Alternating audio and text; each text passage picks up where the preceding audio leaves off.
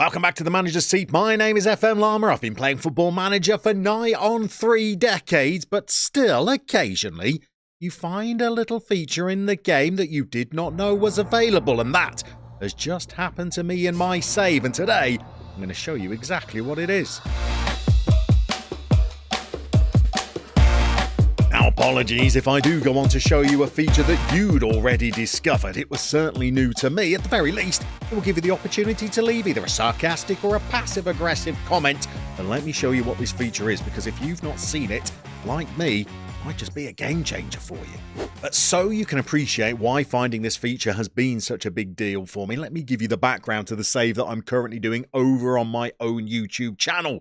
I'm managing in Slovenia, and I've put a couple of stipulations on my save to try and make it a little bit more taxing. So I'm not signing any players, I'm only relying on the youth academy graduates that come through my club, and I've also decided for FM23 to play attributeless, so I can't see how good any of the players are that I have under my tutelage. Now, this means that when you do have a player come through that seems to have a little bit about them, it's vital that you cling on to them, or if you do have to sell them, that you maximise the amount of revenue you make from that transfer so that you can build better facilities and the next generation of youth intakes will hopefully be even stronger. What you absolutely cannot afford is to be losing players on the cheap because of their minimum fee release clauses, especially when those clauses are way below what you value the player at. But I've been through that very situation when trying to negotiate contracts with some of my star players, like my striker Denis Valencic. When I go to try and enter contract negotiations with him, unfortunately, his agent has already padlocked a minimum fee release clause. Now, he's quite happy to negotiate a contract, but were I to do so, it would mean that I could lose this player for just £500,000, nowhere near enough for me to be able to build better facilities for my club. And so what I've been doing is just walking away from those contract negotiations, hoping that at a future date, the agent might have removed that padlocked minimum fee release clause, but I've now found a way that I might be able to remove it myself.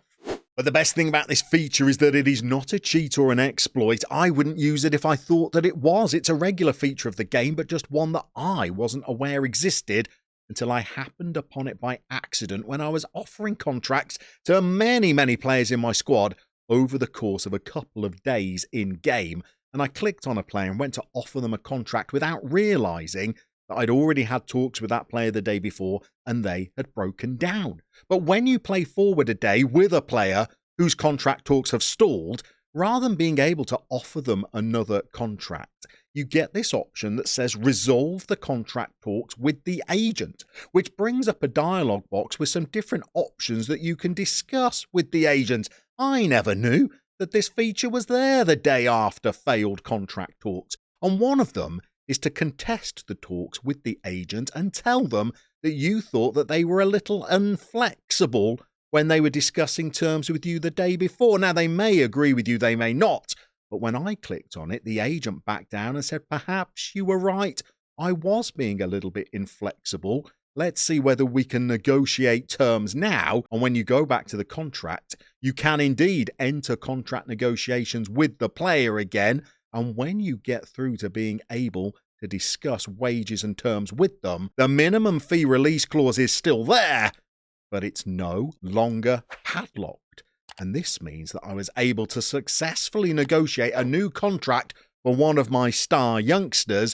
And you can either bid the minimum fee release clause up to a level that you are satisfied with, or you can even remove and exclude it from negotiations and perhaps pay the player a little bit more than they might be asking for, but remove that minimum fee release clause from their contract altogether.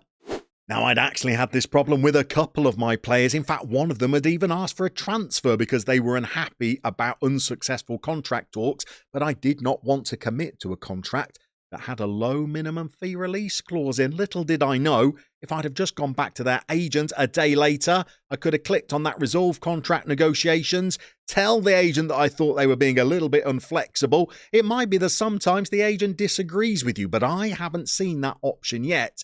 And it then allowed me to enter into contract negotiations with the player. And once more, although the minimum fee release clause was there, it gave me the option to remove it because it was no longer padlocked by their agent, and it meant that I was able to tie my youngsters down to longer-term contracts without the fear of losing them for a fee that I wouldn't be happy with. Now, if your save is anything like mine and developing your own talent is important to you, this feature could be an absolute game changer and allow you to keep your star players at your club for longer, or at least negotiate a minimum fee release clause that you are more contented with. It may be that some of you knew this feature existed all along. If you've got any obscure features in Football Manager that you think other people might not be aware of, throw them down in the comments section below. But if you like guides to the game, check out this video next. It might be another that just helps you with your own save.